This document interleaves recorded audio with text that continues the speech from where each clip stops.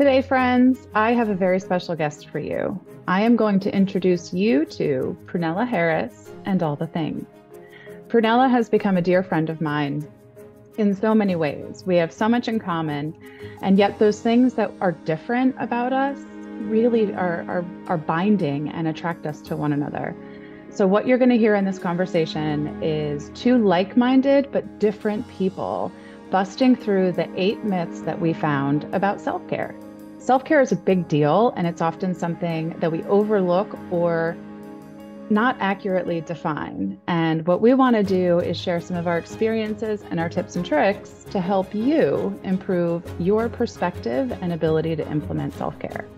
So, for a little background, Prunella Harris is a licensed clinical social worker with over 21 years of experience in mental health entrepreneurship. In 2013, she established the LLC, Restorative Family Services, where her goal is to provide accessible and affordable mental health care to members of her community, and to do this in a quality way. Additionally, she is the host of the Rise Station podcast, a podcast that provides weekly inspiration, education, and wellness tips to help individuals like you and me rise out of the darkness and into their purpose. So please enjoy this conversation and let us know your thoughts on self-care. Prunella, thank you so much for joining us today. It is really exciting to be here with you and to get to just have an open conversation about self-care. We are so overwhelmed today with information and noise. And you and I met at a retreat and we bonded over a lot of things. Some of the hippie crystal juju stuff, our astrological signs, and the work that we do. We do it in different ways, but we both really dug into this idea of self-care. So I thank you so much for joining us. How are you today? Thank you so much for having me. I'm doing well. Today is a productive day, lots of moving pieces, but things are going well. How about you? I'm doing great. I am excited for this. I get really eager when I know that we have something good that we can give to people, because busting through the myth of self-care, I think, is a really critical piece. We spend a lot of time and energy and money on this idea of self-care. So my goal in life is to help empower people to make great choices for them. So being able to dive into this conversation is huge. But before we do that, I would love for you to share, just so we have a frame of reference. I think people know me a little bit. What do you bring to the table in the conversation of mental health and self-care? Well, I am a licensed mental health professional. I'm an LCSW to be more exact. And I see clients. I am the owner of Restorative Family Services. I am a mother of 2. I am a business owner of 2. I run a podcast. So as you can see, there are lots of hats that I wear, and self-care is by far the thing that keeps me going. I have to take care of myself in order to take care of everyone who depends on me, in order to reach people, in order to effectuate change. As a therapist, you do the same thing as a therapist. We have to really use ourselves to help others change. So we have to make sure that we're giving from a completely full pot, so that we can give everyone the best versions of ourselves possible. So that's me in a nutshell. That's and so much more, right? This is Prunella and all the things. And given the time, y'all, we would dazzle you with all the myriad ways that she uses her light in the world. I want to throw in, I have to highlight this. I know it's a little off topic, but tease our listeners for a minute. You knocked our socks off at the retreat. For our listeners, she stands up. She is very professional and poised. She is ready to rock and roll. And she is going to take us on a journey through understanding how she approaches her career and the work that she does. And we're all inspired. And then she comes out with, and I was a teenage rapper, and just kind of drops it. And we're all like, wait, what? So she tells us this story, and y'all, like she had people, and she's on tapes, right? But What? Can you tell us about Prunella the rapper, like in just a few minutes? Sure. So my stage name as an 11-year-old rapper was Sugar, Suga. Mhm. And I got into rapping because I love to write. I loved stories and I love poetry. So I would put my poetry to music. And then I got discovered by my fifth grade teacher, had got a record deal, was touring around locally and just rapping. And it was fun. It was fun. Wow. And It was a and fun thing. like I said, your work is on tape. When are we talking about? Like what's our era? 1993. Oh, in the prime of it, right? Dating myself here.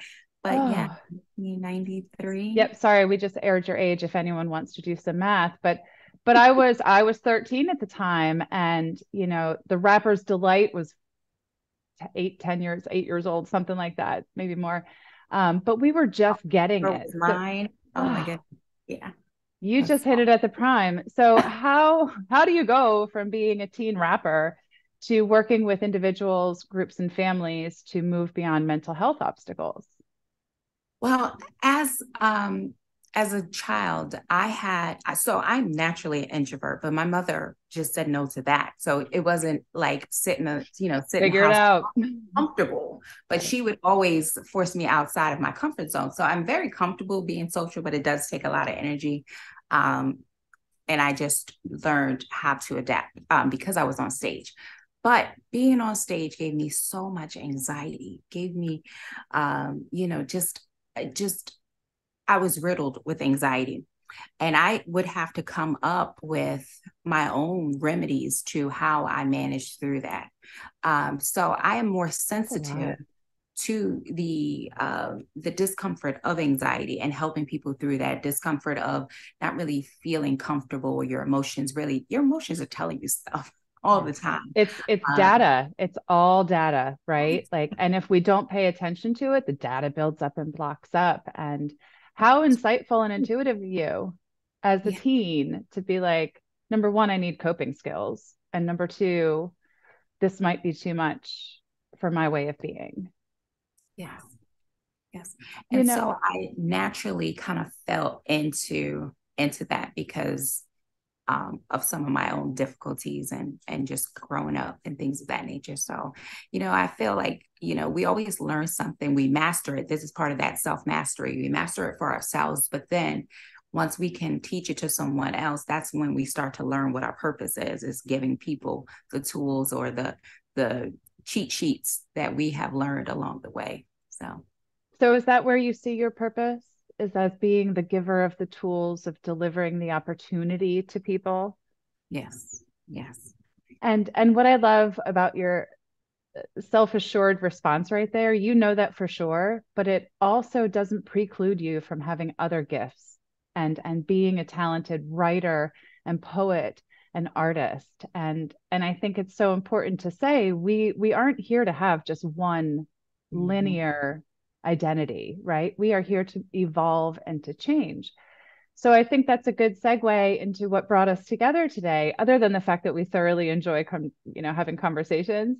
Um, but we wanted to talk about self-care because at the retreat, my presentation was on the myth of self-care and how we have this multi-million billion dollar global industry of self-care telling us that if we do XYZ, we will have self-care and we'll be okay.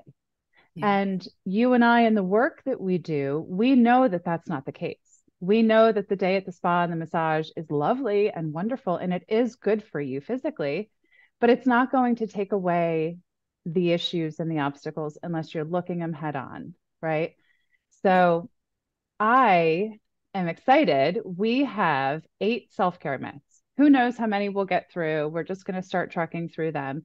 But for our listeners, you're going to hear two people working in similar ways, having a conversation about what's out there and then what we're seeing and experiencing, and hopefully drop a few gems for you. So, the first self care myth is, and this is really important, self care is selfish. Mm, This yeah. is like the truest of the true myths, right?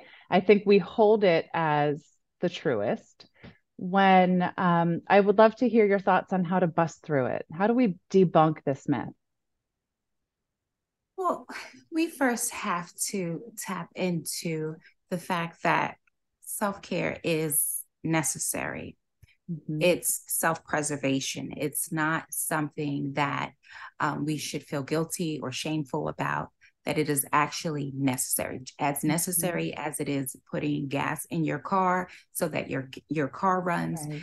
self-care is necessary. So when we kind of break away from those shame-based thinking patterns of, really trying to make us feel guilty and shameful about something that is actually helping us to help other people, Right. it opens up some doors for us to appreciate that. Yeah. And it's necessary for our own loving of ourselves. Mhm. We should not, people should not be entitled to our energy, our resources, or feel entitled, or we should not feel obligated to give that. That is something when you give someone your energy, it's out of love, and it Mhm. should be done so out of free will and not Absolutely. obligatory Right. things. So, And nor should, even when we want to give generously, should it be done on an empty tank, right? mm, We cannot deplete ourselves so much that we wither, right? And I am like the poster child for this because I would just pour and pour and pour out of my tank because that's what I was validated for my gifts of service. I was validated for my generosity. I was validated for my ability to show up and bring peace and harmony to a place. But my good golly, that's exhausting yes. when we're not nourishing ourselves properly. And it's not sustainable. My tank ran dry. I was sad. I was dark. I was empty. I was angry. I was not being a good parent. I was not being a good partner, all because I wasn't being good to myself. But I had to get over this idea that, well, I'm not allowed to take something off a day, a time, or whatever. But I was really blessed with some friends who are, ahead of me in the parenting timeline. And they're just wonderful, beautiful people who said, no, girl, you got to get out of there. And we would start going away and doing weekends. And I kid you not, people would be like, Michaela, isn't that so selfish of you to just leave your children? And I had to think about it. And I was like, well, it depends on how you define selfish.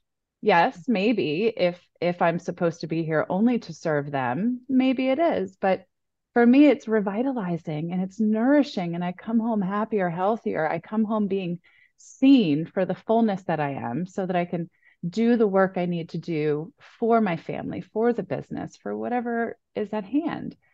But if I'm empty, then I'm angry and I'm bitter and I'm resentful. And then Mhm. all of those precious relationships that I've worked so hard to serve are fractured and broken and Yeah. dark. And there's Mm. nothing good about that. So if anyone out there wants to call me selfish for taking my girls' weekends, you go right ahead. But they help, they work, they don't hurt my family. I prepare and I plan ahead so it's not an inconvenience. And I go do me. And it's very validating. And it takes a Highly lot of recommend. self confidence to get to that point that you just don't care what other people think. Because Mm-hmm. this is how we got into that, Mm-hmm. codependent pattern, is Yeah. because of the high expectations of other people on what parenting should look like, what a mom should be doing, what you should be doing with your child. It's those Mm-hmm. judgments, and then we internalize them and we feel like we have to earn Yeah. our way into people's life. We have to earn our Right. title for a great mom, but Mm-hmm. it's getting away from that with that self-love and confidence of pouring into yourself, which is It's self-care. so true. It's so true. And that's where we have to redefine this stuff, right? Self-care isn't about, all the outward things. Yes, that's wonderful and beautiful, but it's about how we want to negotiate with ourselves. Are we disappointing ourselves or are we disappointing other people? And in the work that I do, we practice self care in very small doses.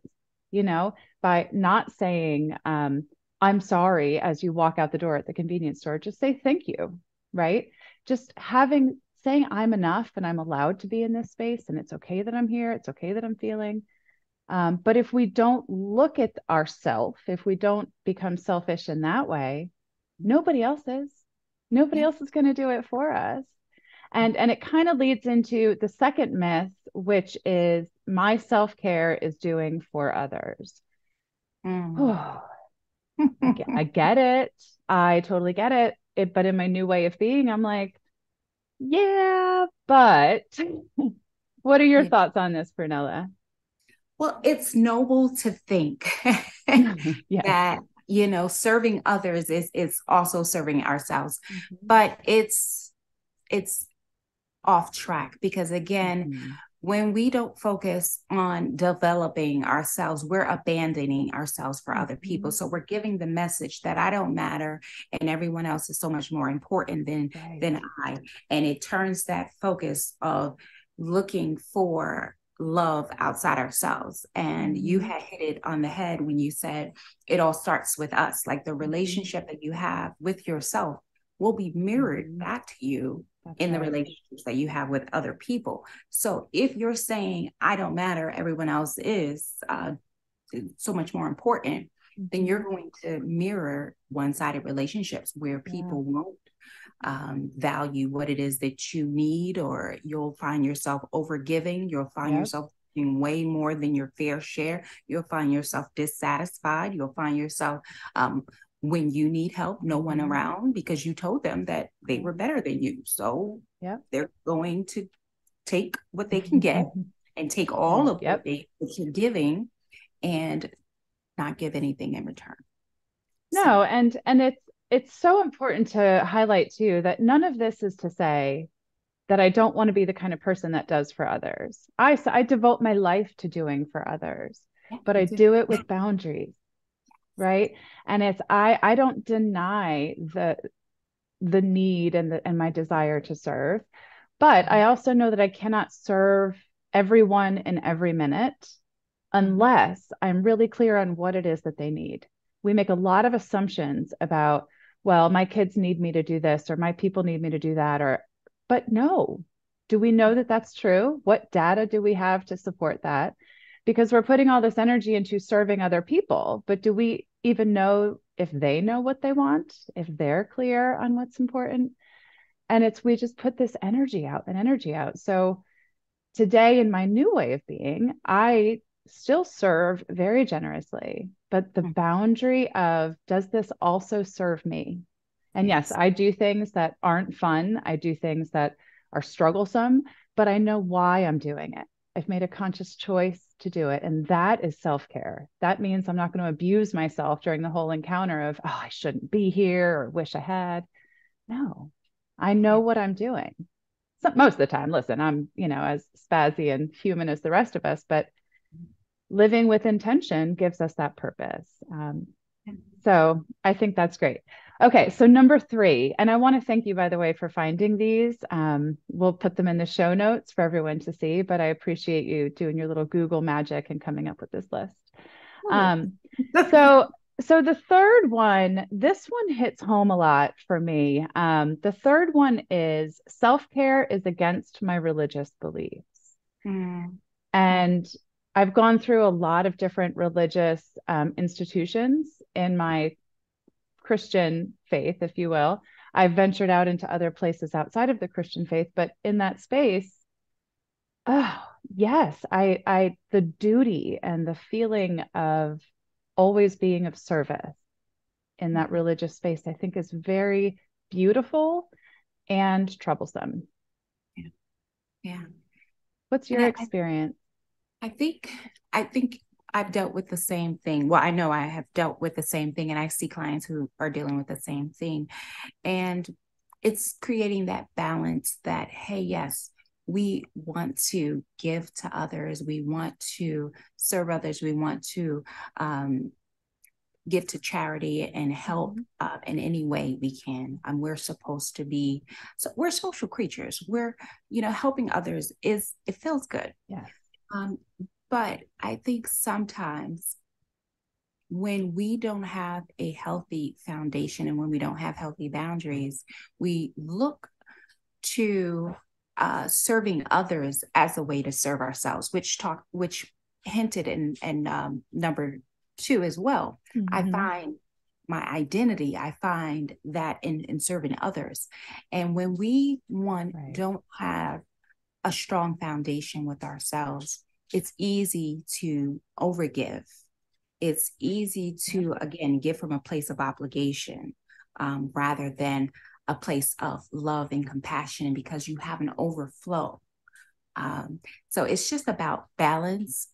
Self-care doesn't have to be an either or thing. We don't have to live in that lack mindset where, because we're giving to ourselves, means that we're somehow doing a disservice to others. It actually does the opposite. When you fill your bucket, when you put fuel in your gas tank, you are more apt to be able to have the energy and resources to help others. But you first have to pour into yourself first. And that's such a great piece, because when we're heightened and we can't see what's happening in our hearts and in our worlds, to make a good decision about, do I interact with this? Do I engage with this? Do I get involved? Do I give in this way? Because we're so quick and so tightly wound in this wild world we live. And I think that, when we look at the role that religion can play in this conversation, I really respect those in the religious space that say, take care of yourself so that you can take care of others. Because, and I'm no biblical scholar, but if I recall, Jesus was actually pretty good at saying, when he was leaving one town and going to the next, my work here is done. I know that there are more people I need to serve, but I also know I need to move forward and serve the next town. He would go off into the hills and retreat. And if we're going to be like Jesus, then we also have to take self-care in that way. And taking that judgment out of religion, man, what kind of gifts can we invite? My pastor, she calls it unleashing the radical in people, and letting out the rapper in the young girl that didn't know she could, and letting those words and that gift shine. That's self-care. That's purpose. That's meaning, but it's not easy, right? None of this stuff means it's going to be a walk in the park, but would you agree with me? It's 100% worth it. Oh my God, it's so worth it. Yeah. So worth it. And one thought popped in as we were talking earlier. I wanted to mention Brene Brown. She talks so much about connection, right? We love Brene Brown. And when we think about connection and self-care, and we're told in the media, in social media, wherever you want to take it from, that, the only way to be happy today is with a bottle of wine, or the only way to be happy is with, this great indulgence. We are creating addictions. We are being connected to things that don't satisfy and serve us. And we are continuously filling our tanks with those. And, I'm not against any of it, but do we know what we're doing and why? Because if we're going for connection, is it meaningful, lasting, real connection? And that can only happen with ourselves and with the people that we are allegedly trying to spend our lives serving, So thinking of how connection plays into our experience with self-care, I think, is important. Absolutely. And you first have to connect with yourself, and that, because we could be worthy, or feel worthy.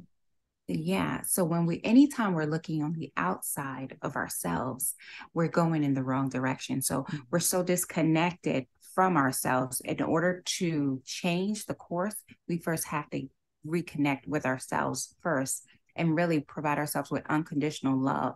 And that is self-care. When you provide yourself with unconditional love, that means you're kind and compassionate. When you make a mistake, you're encouraging, you're not, criticizing, you're not judgmental, you're not abandoning yourself for other things outside of yourself, you're not abandoning yourself for other people. You're not abandoning yourself or avoiding dealing with yourself with substances or any of those things. So it's really, like you said, connecting with self first so that you can Yeah. better with So you others. can fulfill your life and live a healthy, happy life. So, but how do we do this?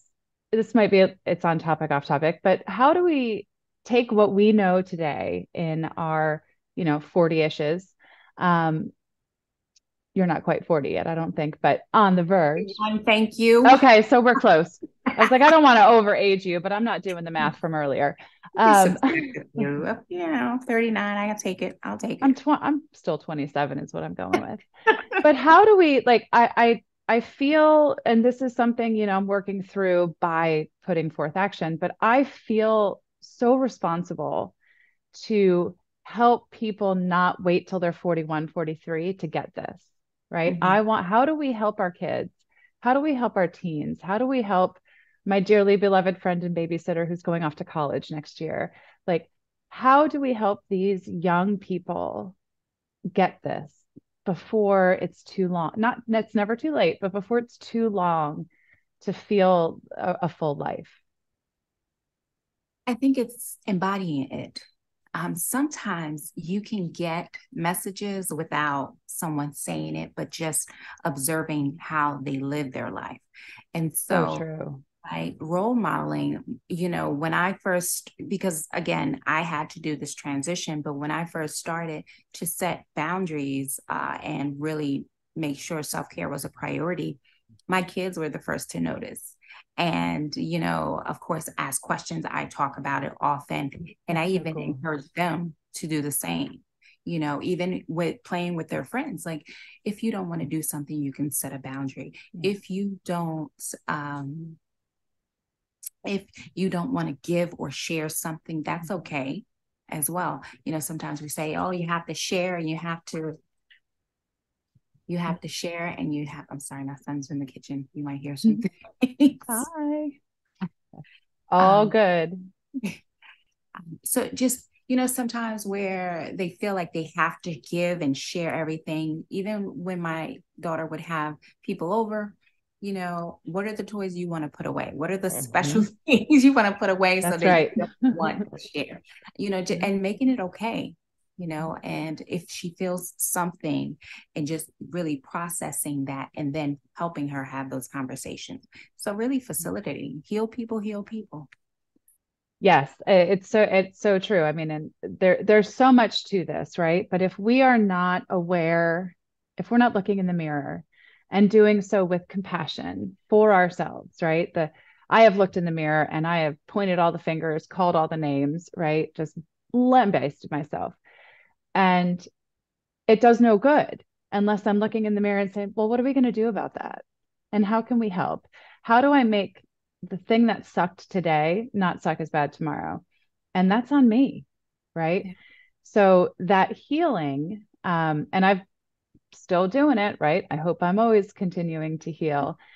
But I can see, I really felt when you said your children were the first to notice. And I can see when my kids are feeding off of when I'm not taking care of myself, when I'm not nourished, when I'm not rested.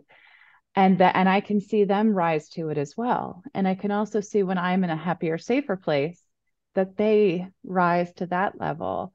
And it's just so simple. There is no one-way liberation. If I take care of myself and I show that it can be done with kindness and patience and still be generous, they can learn that and learn to say, I like this, I don't like this. I want more of this, I don't want more of this. And when they become teenagers and adults, hopefully they can carry that forward. So the way you said embodiment and living the vision, right? I have to be that thing. Yeah. No small burden, but the beauty is it's not just for them. It's for me first. And the byproduct is I'm showing my kids how to be themselves, And give hopefully them, unapologetically. yes, yes, that's important. And give Mhm. them Mm. permission to do that. When you take care of Mhm. yourself, you give others permission to do that as well. So, Yeah. And I wish it was as simple as just, poof, here it is, but I'm willing to do the work. And that means we're reaping the rewards. And that's the gift, right? Thank you. That was awesome. Okay. I want to get one more in. real quick here. Let's see. Okay. I don't have time for self-care. Mm, this This was me. one, yeah, I was going to say this one hits home. Um, because let's be real, there's a time in our life, especially as moms, like with our babies, there's not a lot of time for what we think is self-care. There's not a lot of time every day to take the stroll and to have the coffee with the friend and whatever like the images that you might see on movies. But it doesn't mean there's not time to do the real self-care, right? And we have to see beyond that. So how do you help people get to that place of going from I don't have time to maybe, maybe I have some time?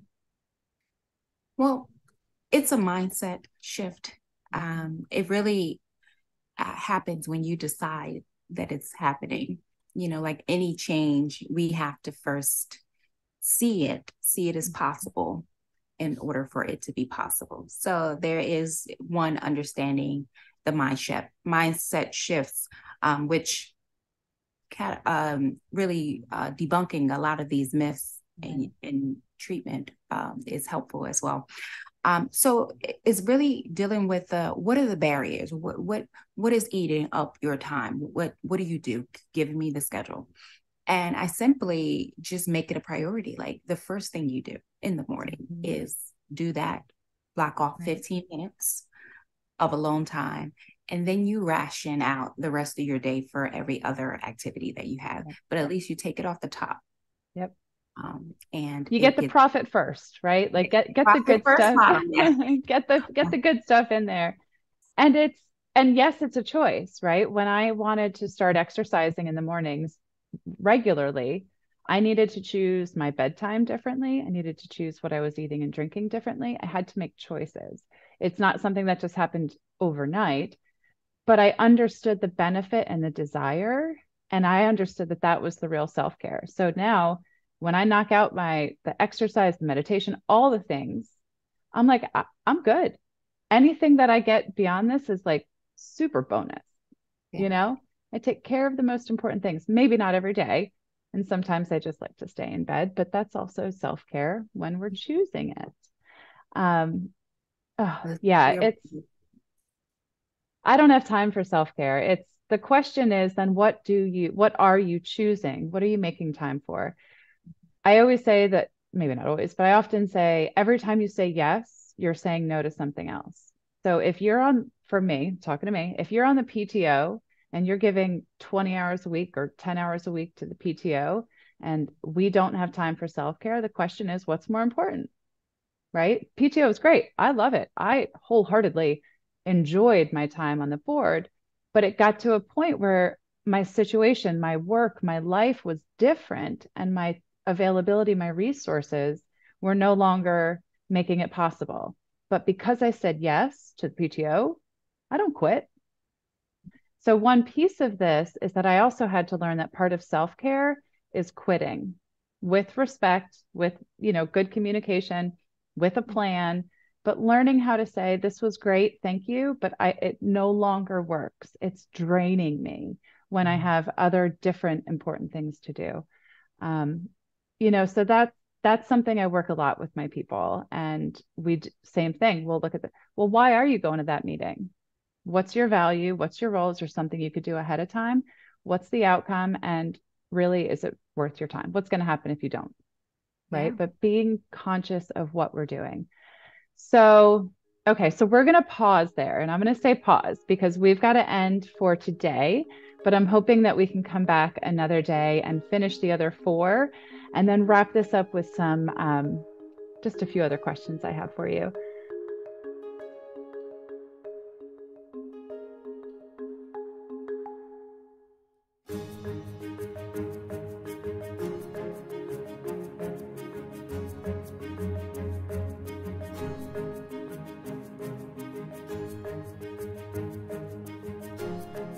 So, after our brief intermission, which ended up being a little bit longer than we had hoped, we are back to discuss the final four myths of self care. So, Prunella, thanks for joining us again today. How are you on this beautiful day? Absolutely. I'm glad to be back. I'm doing well. I'm Good. excited to connect. It's good to see you. So, yeah. Always a pleasure, my darling. So, okay, so let's get right back into it. So, we've done four of the myths so far, and the next one, and it really aligns with the one we just did, which is I don't have time for self-care, is once I am done with the tasks of the day, then I can focus on my self-care. Yeah. Yeah. Yeah, yeah. And the This was me. This this was me. and this is where we get to say to people, like, I say in one side of my mouth, you are so super special and unique. And at the other side, but you're really not that special and unique, because these become universal truths, right? And we're here to demystify them. So in your experience, right, how does this resonate with you? Oh my God. So naturally, I am a giver. I just want to see people happy. This is a role that I've played in my childhood, right? We always talk about those, Mhm. childhood patterns that, follow us into Mhm. adulthood. And so just as early as I can remember, I always wanted everyone to be happy. So when I got married, I wanted to be this, this perfect wife. I wanted to just make sure that my husband at the time didn't have any stress. I'll take on your stress. Right. I wanted to make sure that my kids, they were well cared for and involved in everything. So I was just giving, giving, giving. I worked full time. I was starting this practice part time. I was taking my son and daughter to their activities and just depleted, Running the cooking, race, just cleaning, yeah, running. just depleted. And I would do all these things and nothing for myself.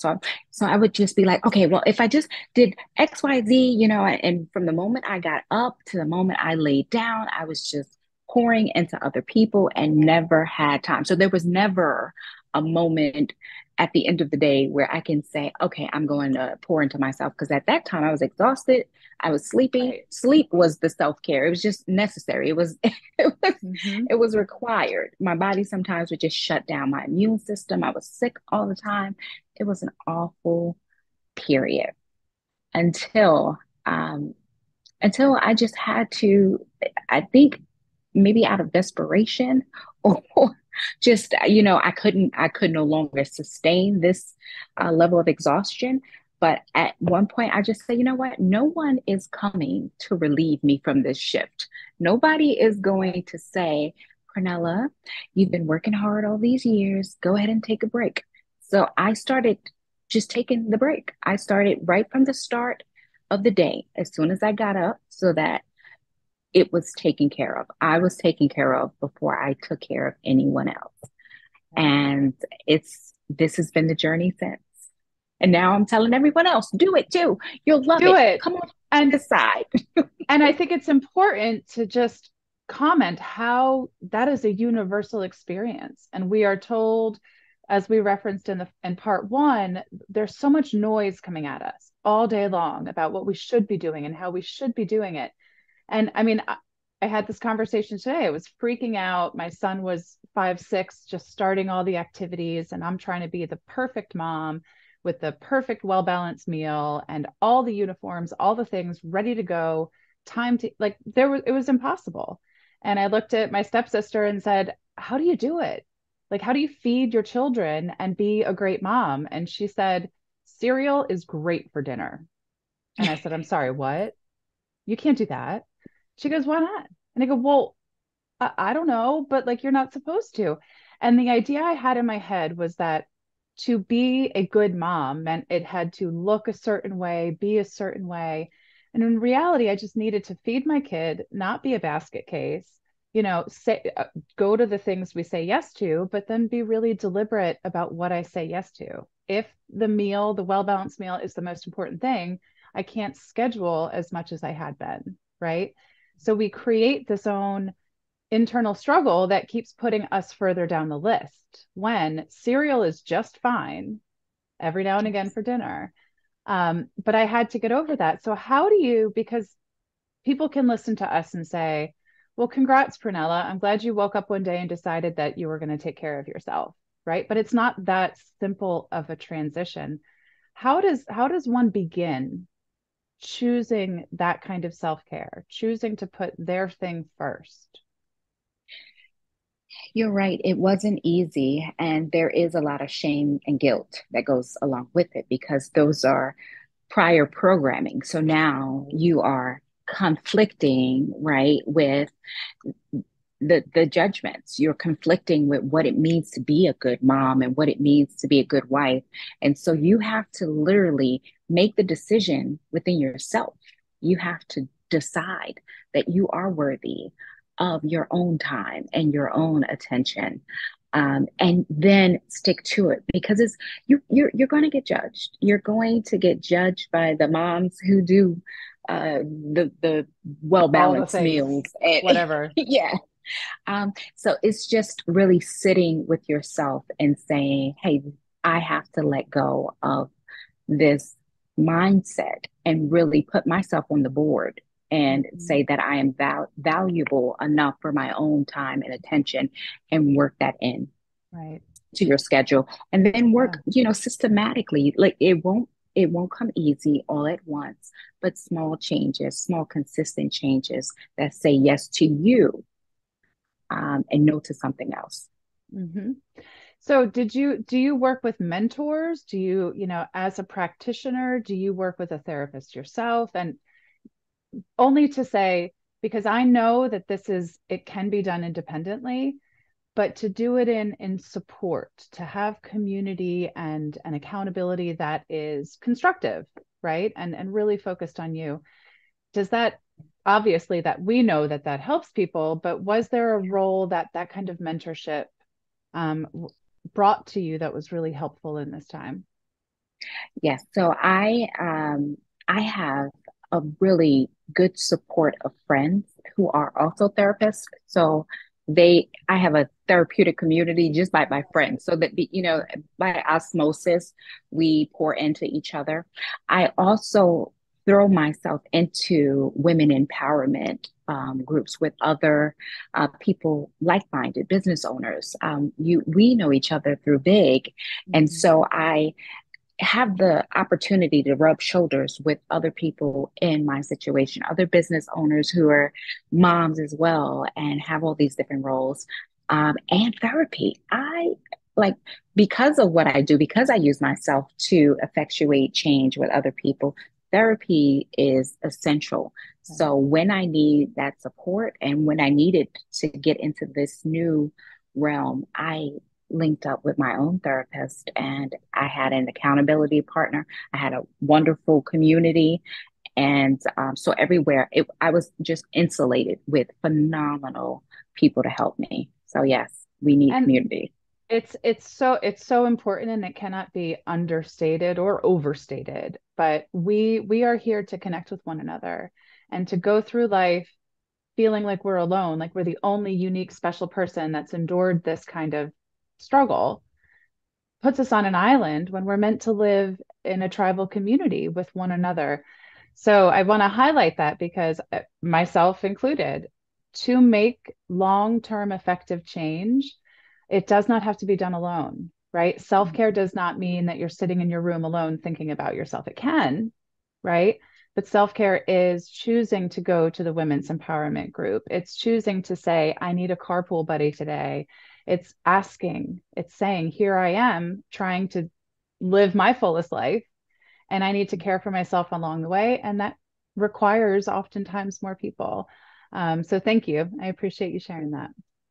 Yeah. Um, and I think one other thing with the tasks, finishing the tasks of the day and then getting to our self-care, you mentioned that by the time you got to the nighttime where it could potentially offer an opportunity to care for yourself, you're burnout, right?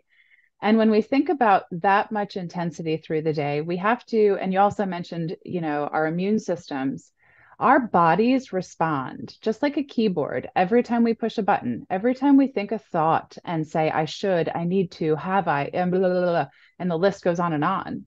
Our nervous system is firing like rapid fire, crazy, crazy shots. And it's exhausting and it's tiresome and it wears us down physically. It can make us sick. If our nervous system and our immune system are that triggered, it's an open gate for disease to come in. And while that's not the only contributing factor, but if we're getting to the nighttime where it's time to relax and read a book and we can't even open the cover because we're spent, we've got to start at the beginning and slow down. We've got to learn to chill our nervous systems so that we can pause, respond, and think clearly about what we need in this moment. That's the highest form of self-care, right here, right now. What do I need? And how can I find my way to get closer to it? And if we're waiting till the end of the day, our prefrontal cortex is spent. It has nothing left to offer. So it shuts down and it shuts us down, and subsequently reducing our vibrancy. So this one is important because if we're putting ourselves last, we will not have the energy and the effort and the efficacy to really impact the people we're desperately pouring into, you know? Yes, yes, absolutely. So, Yep. so take care of yourselves first. Oxygen mask, right? Yes. Yeah. Okay, cool. So the next one is I must choose between myself and others. Yeah. Yeah. And this one, this one seems so obvious, like so black and white. Well, if I'm going to do this, that means I'm not doing things for other people.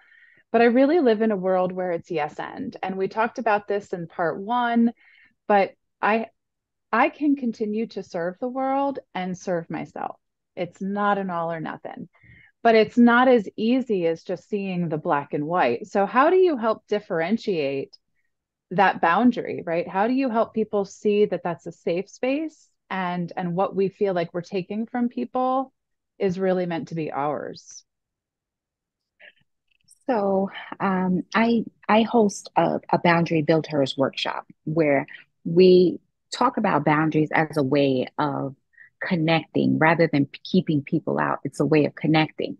And so if we are taking care of ourselves and pouring into ourselves, then it helps us give the best parts of ourselves to other people and not be resentful to the people that we're helping. But we're giving from a full cup and they get the overflow. So we Mhm. pour into ourselves, and it's like the saucer, the teacup and the saucer, right? Mhm. The the teacup is for you. Everything that's in that teacup is for you. But the more you pour into yourself, right? You're just glowing and you're doing things that feed your soul, and it starts to spill over and Yeah. into the saucer, and the saucer is what other people get, that they benefit from the overflow. Right. um, and it's a beautiful thing because you are so much more invested. You show up happier and willing to serve than if you have nothing to give and you're giving and you don't want to give and you're giving with the wrong attitude. So it's the yes and. So Mhm. it's having boundaries so that you can do more with what you do have. And that's a huge myth, like in our society, that a boundary is a wall, right? And a boundary, it's a place, it's something to opt into. And as we build the boundaries, I mean, mine are always shifting, right? Based on how I'm growing and what needs I have. But it's I want people to opt in. I want to say, I will be very happy to do X, Y, and Z for you, but I have to stop here. I'm going to help you, but there's got to be a limit to it because if I continue to give, I'll be exhausted at 10 o'clock and fail to do the things I need to do for myself. Um, and I really like how, how you said the boundary build hers, right? Like we're constantly building. It's not just a once and done. I don't build a boundary and say I'm done forever, right? As I meet new things, as my children's needs change, as my husband's needs change, my family's, I have to adjust my boundaries to handle the things I say yes to, right? Mhm. But I have to do it with knowing that I did take care of myself first, that if it gets to a point where I'm getting hurt by it, that I have to say, I know I said yes to this, but we've got to adjust, right? And that's where we then shift the boundary and we can move it because nothing is fixed, right? Nothing is absolute and permanent. Do you find that people struggle with this one quite a bit? Yes, because when you're not used to having boundaries, when you first start to set some up, it feels uncomfortable and you feel bad. You feel like you're doing something wrong. Like, am I being selfish? Am I narcissistic? Am I, am I being a good wife, a good mother? So you really do deal with that. And then it's not always supported, right? Because Yeah. if you had no boundaries before, there were people, lots of people benefiting from you Yeah. not having boundaries. And the moment you start to set something up, they're not always going to be so happy or pleased. They may even become toxic, making it even more difficult because you already feel guilty. Now you're getting a lot of pushback, and Yep. so it is definitely a difficult one, and most people find it hard to strike that balance, how Right. they can do for others and themselves. Yep. And it's tough too because we are a world of instant gratification. And if I implement a boundary and it flops, right? The person reacts, it's all over the place. The self-care is the willingness to show up and do it again because you've established that worth. It's going to be frustrating, but where it's helpful to have a perspective from a coach, a therapist, an accountability group, wherever, it's yes, you showed up and did that and it didn't go great, but you just changed the rules of the game. And when you do that, you have to communicate the rules and have the willingness to say, so that didn't go so well, but I'm still clear that this is my boundary. Next time, let's look at it like this, or let's try it a different way. But I'm still going to hold the boundary as I continue finding a way that we can play in this new game. But there is a new game. We have to call it out. And if we don't tell people, then now we're breeding into the resentment and frustration because now we're angry that they're not responding. And, my coach told me to put in a boundary and it didn't work.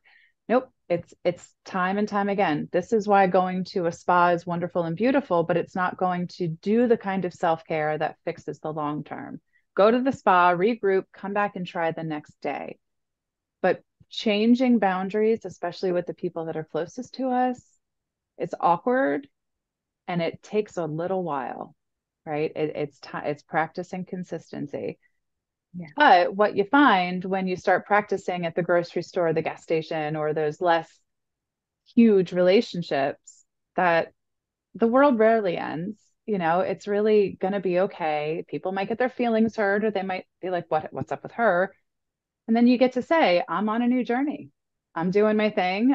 You want to talk about it? Let's talk. Because when we change the game, the rules of the game, we have to let the people know that are playing, you know, Yes.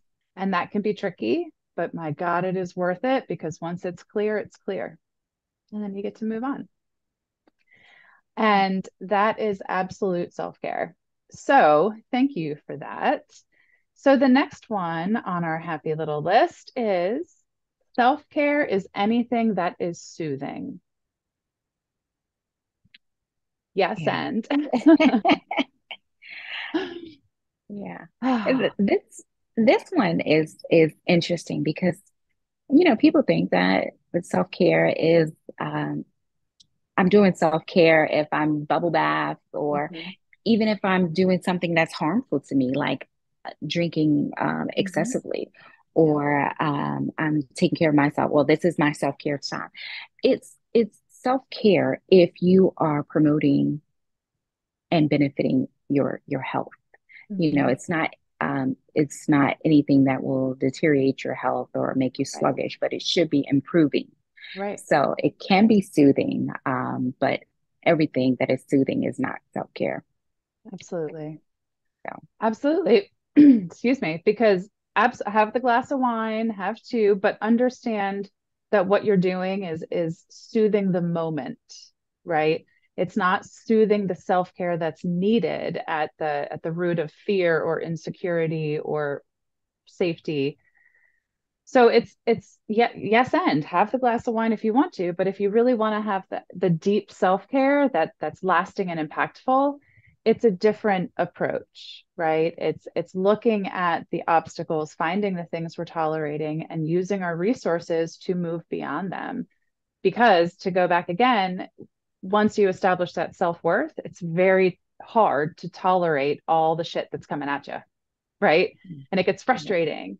So, yes, making the choice, being aware of the choice you're making. Again, go to the spa. That is wonderfully beautiful self-care, and it's soothing. But it's only going to last as long as that session lasts, or the treatment. The long-term self-care is leaving the spa and then having the tough conversation that needs to be had so that you can open up your heart and move forward, Yeah. Yeah. But as we're talking about this, just for the heck of it, because I mean, I've mentioned massages and stuff, what is your favorite form of immediate self-care? Deep breathing. I can do that anywhere, and I do. And it's free. And you really can't do it wrong, right? Like you can do it more effective, but any kind of breathing is beautiful, and it regulates the nervous system, it changes the oxygen to the brain, it changes the perspective, and it gives you a pause to say, what do I really need in this moment? What about you? That's perfect. I'm a big breather as well. I've been on this whole trying to understand breathing and the right way to do it, because there is a right way, evidently. But at the end of the day, there's no wrong way. And so for me, it is the deep breaths. I'm a 3 deep breaths before I go from one thing to the next. So I can close and say, all right, I just did this. Now it's time to go do that. And try to segment that rapid fire list in my head of, did you do it all? Nope, I'm done with that now, and I'm going to move on to the next thing. So breathing is I mean, it's free, it's accessible. There's a million and one ways to do it, and it is scientifically and emotionally proven. Other forms of self-care, I mean, this might sound silly, but I started washing my face every night about a year ago. And I know that sounds silly because I'm an adult and I should do that anyway. But just taking the time and making the conscious effort to shift from day to night to wash my face, to do, and it's a very simple routine. I don't use a lot, but putting that little element in helped then the rest of me shift into, okay, it's time to wind down. It's time to go to sleep. Let's have a cup of tea, not a glass of wine, right? And it just became a really nice part of my day that helped me say, all right, girl, you've done your work, kind of like the deep breaths, you've done the thing. Now it's time to pause and move into the next most important thing, which is getting a good night's sleep. Yeah. Wow. So I know it's a little embarrassing to say that at my age, right? Like I just started washing my face every day, but I don't think I'm alone. I don't think I'm alone in that. But that was a big thing for me. That was a really big thing. Yeah. So I don't know. And I bet you there's a million. So as people are listening, please write in and tell us what your favorite, like immediate soothing self-care thing is. And attainable, because I want to try it too. Okay. So here's the last one. Self-care is just about doing things that feel good. And that aligns very nicely into the one about soothing, right? But let's close the conversation, right? We talked about a lot of things, but we're talking about self-care as the understanding that we are worthy, and it's necessary to fill our cups first and then give away the overflow. How do we help people really move past this, that self-care is just anything that feels good? Well, understand that we live in a world of duality. So when we discover that we are worthy, it has a lot to do with unconditional love for ourselves. And in having this understanding that we are worthy, we have to sometimes make hard decisions that will continue us on this healing journey. And that sometimes does not feel good. It's going to be the betterment for yourself. You might have to walk away from relationships that are one-sided, that are toxic, that are abusive. And those are You, relationships with people and with substances and things and material, right? Like we have relationships that aren't just human connections. So sorry to interrupt, but I yes. just want to point that out. It's all of it. Yeah. And that is a great point. I'm glad you said that because we might have addictions to other things that are not in alignment with our healing journey. Yeah. We may be in spaces and environments that are not in alignment. And so there's a grieving process. So sometimes we have to make those tough decisions to set boundaries, to let go of things, to let go of childhood trauma, to let go of stress, to let go of the things that we've been kind of holding on to so that we can become lighter, so that we can elevate, so that we can move forward in our journey. So it's not always easy to take care of ourselves, but it's necessary. And I think about it like it doesn't always feel good when I get up in the morning and I get my workout clothes on and I do my exercise and I'm sweating and I'm exhausted and it's not even 6 o'clock yet. It doesn't necessarily feel good, but it feels like effort. It feels like progress. It feels like dedication. It feels like I'm honoring this body that I'm putting a lot of stake in to carry me through life. So when we talk about what feels good and feels bad, we have to really dig in a little bit because a lot of the self-care that I have done, the internal work, the hard conversations, the changing of relationships, there is no part of that that I would say feels good, right? But it feels validating. It feels like progress. It feels like growth. It feels like freedom because I'm no longer tied to my old ways that were dragging me down and I'm carrying them through life with all their rocks and boulders. So Mhm. when we hear this, when I hear this, I don't like to call things good and bad. As often as I can, I try to avoid that. I think it's bad to do that. But just kidding. But it's one of those like what does feeling good mean? And again, to the immediate gratification, are we really just trying to feel good right now? Because I've been trying that for a long time and I still feel like shit. So if I want to feel good tomorrow or in 5 days or in 10 years, I need to do the things that don't feel, quote, good, but I need to do those things that feel validating and feel like progress and feel like growth, even if it's sweating and grunting and, struggling through it. But I know that on the other side of it is a happier, healthier version of me. And damn it, she's worth it. And I didn't Mhm. know that Absolutely. we didn't know that. We don't always know that for the longest of times. But again, once I found out that I was tolerating that, I was frustrated all the time. And that has become a key space to really kickstart and move forward because in those situations, I already didn't feel good.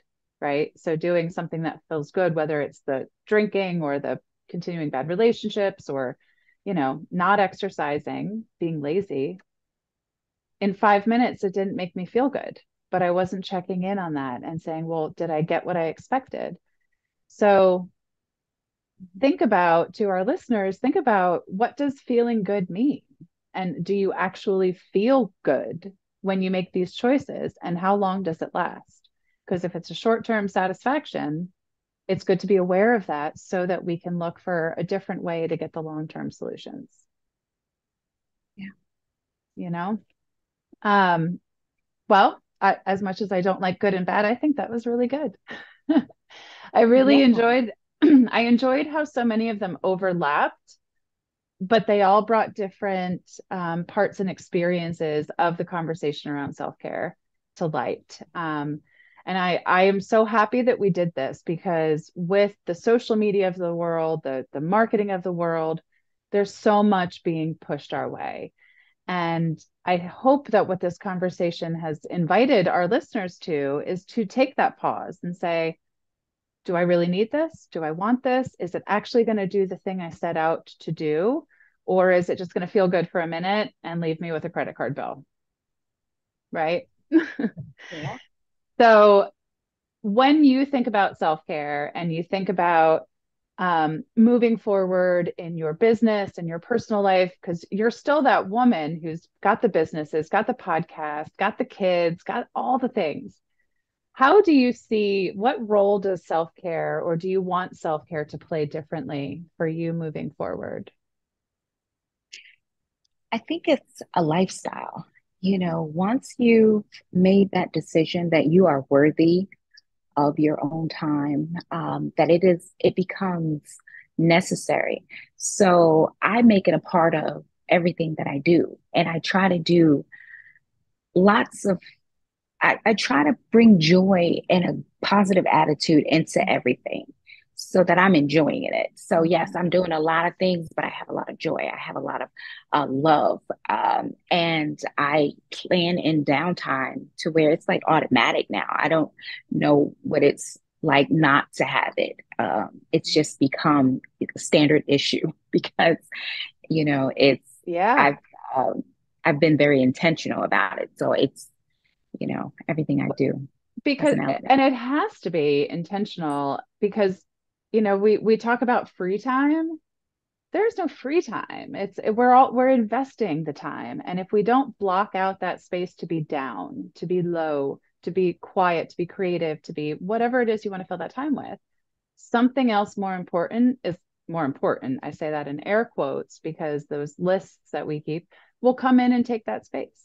If we don't call it out and say, this time is sacred and I'm going to honor it and nothing gets in the way, if we don't do that, everything else will try to take that space. And if we call it free, we'll just give it away.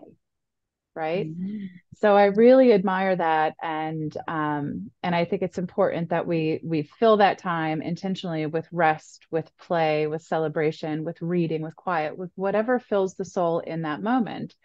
But we have to keep it sacred. We have to keep it sacred. So, do you have any struggles with self-care? Because it sounds like you've got it like straight down pat, right? I I don't um I, there's always room to improve. So I don't ever Sure. think you're like done healing. Like there are always going to be seasons where you have to remind yourself, okay, you're feeling a little more tired. It's probably time to check in. So I do a lot of checking in with myself. So Mhm. I don't always get it perfect, but I can usually tell when I'm depleted, and then I can definitely input more self-care to just recharge. And I love that answer because it's honest. Thank you. And it gives us all room to bend and flex with it, right? Because if we're constantly just checking in with ourselves, how are you on this day? How is it going on this day in this moment? Then we can make decisions about what happens next. I have canceled appointments because I wasn't aligned. I wasn't full. I wasn't okay, right? And but I knew that because I was checking in with myself, and then I could make decisions about what to do next, what to do best to accommodate where I was. So, and I think that's where, I called it a struggle and you turned it into an opportunity, right? So thank you for helping because the struggles are always going to be there. We will always have struggles pulling at our free time, pulling at the things to take our attention. And the way you shifted that was, but I'm looking for them. I'm paying attention to them. So when the struggles do come, they're not struggles, they're decisions, right? Am I okay with this? Do I feel right in this moment? Do I have the energy to give? And then you just kind of go from there. So thank you. Yes, That you're was very welcome. helpful. So is there any other nuggets of wisdom on your mind, maybe conversations with clients that have come up in the past few weeks that you want to share with us? Or shall we talk a little bit more about you? Hmm. Hmm. Well, I do love talking about myself. No, I'm just, You just should. joking. That's self-worth. Don't joke about that. It's okay. I I am so created a joking. whole podcast to talk. Are you kidding? I, I am so that no, I'm so joking with that one. But Okay. I think it's important to know that boundary setting is probably the best expression of self-love that you can give yourself. It's the best gift. And I think when we kids set healthy boundaries, it makes all the self-care, it makes room for that. It makes room for us to show up in our own lives, us to, protect our own time, and do things that recharge our batteries. But it's getting to know yourself, getting to know what it is that you need, and you what it feels like when you don't have what you need. I know I didn't articulate that well, but I hope you got it. I think we got it. Yeah, it's knowing that you have a voice, and then that voice can be trusted, and then you can bring that to the world. And yes, yes, yes, yes. So you got it. So in that space, I'm curious, you shared with us about your former rapper stardom, if you will. What other magical tricks do you have up your sleeve? What other passions are you pursuing or have you pursued in your life, that bring you joy? Oh man. So I love to laugh. I love to like make people laugh. I don't take myself so seriously. Um, I like to approach life with just, sheer wonder, Mhm. curiosity, fun. I love to have fun. Mhm. I love to dance. I'm not a trained dancer in any sense. I just Right. like to move my my feet and arms and things. Well, yes, expression. And I got to tell you, during COVID, one of the things, top three list of things I truly missed was live music and dancing. I Mhm. missed it like in my soul. I would watch all the concerts on my computer and on my porch dancing because we Yeah, want to express ourselves. We have all this energy, and dance is such a beautiful form of communication. Um, and that's a beautiful form of self-care. Turn the music on and start dancing. Let that energy out. Let that self-expression come out without being judged. Practice in your kitchen, right? Practice with your kids. They won't, well, they might judge depending on how old they are, but it's they nice. definitely judge. They definitely judge. Oh But my yeah, goodness. I do that. Love public speaking. I love connecting. I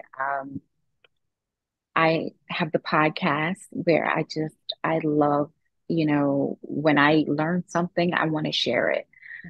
So I love helping people, and I try to find creative ways to do that, creative ways to demystify mental health and give Hmm. people wellness tips. Hmm. Um, I love I'm a it. basketball coach. Ooh. Yes, I played in high school, and now I have my daughter who is really, really good into basketball.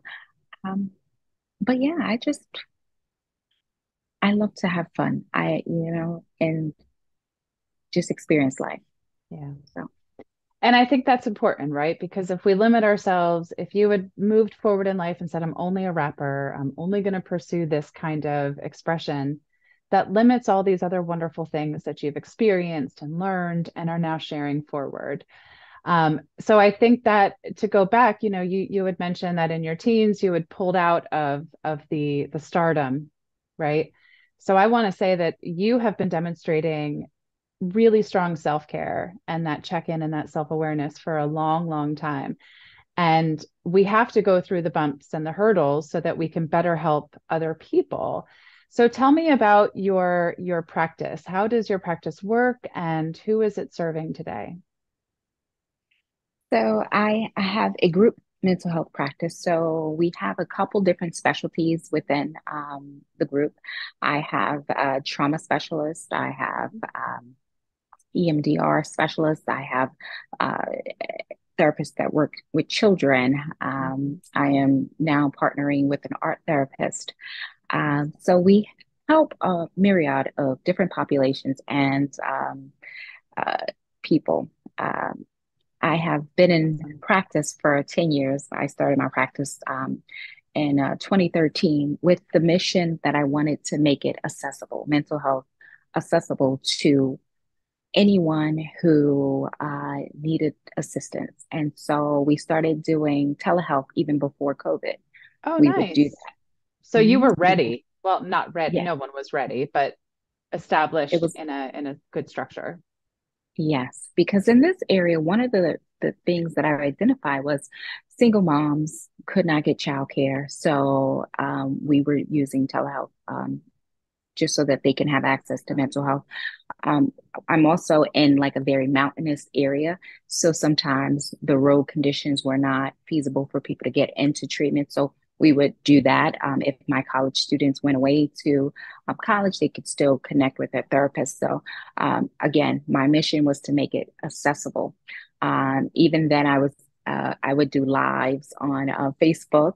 Now I have the podcast, but just to really provide mental health to people who may not be ready to say, hey, I'm ready to go into treatment, but maybe want to access it, see what it's all about in a safe space.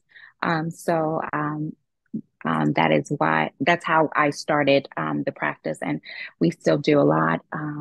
We send out monthly newsletters. We have the podcast. We have a whole bunch of other workshops and things like that.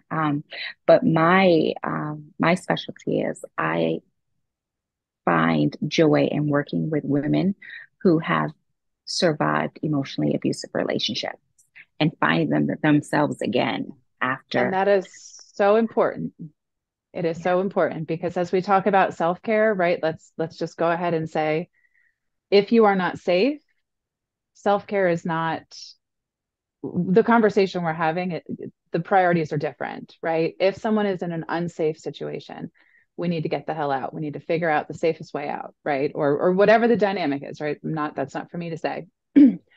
But it's important to recognize, and it's sometimes hard to do that when you're in the abusive relationship and you don't have that self-worth.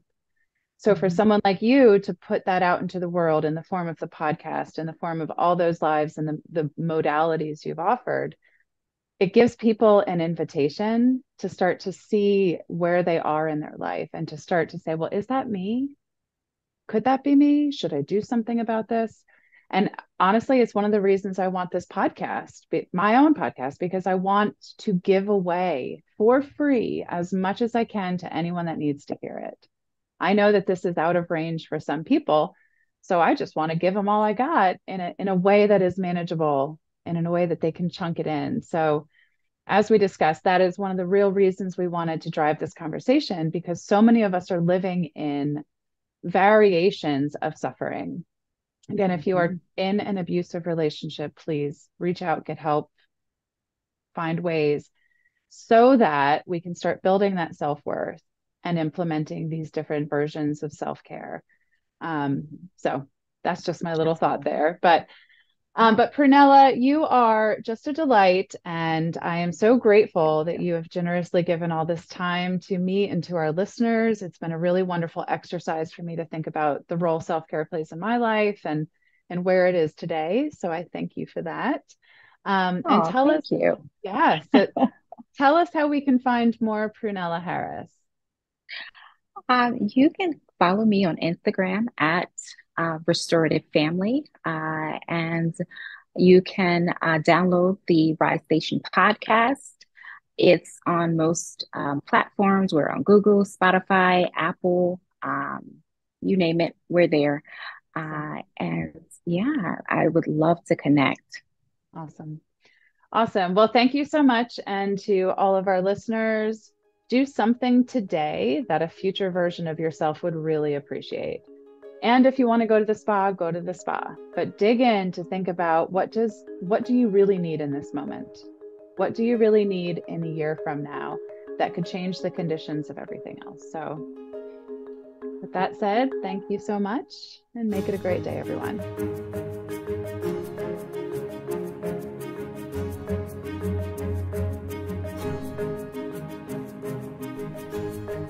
And that's a wrap on another episode of And All the Things. If you enjoyed today's show, please like and follow on Apple Podcasts, Spotify, and YouTube. If you really liked it, please go ahead and rate it. Then think about who in your life might also need to hear it and any of the other episodes we have shared.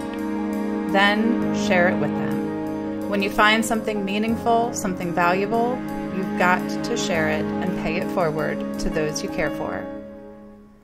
Thanks for joining us, and follow along on Instagram at MyJoyCoach to see more of me, your host, Michaela Birdyshaw. And as always, make it a great day. My stage name was Sugar. I was getting better and better. I was 12 when I got signed with my record deal. So here we go. All right.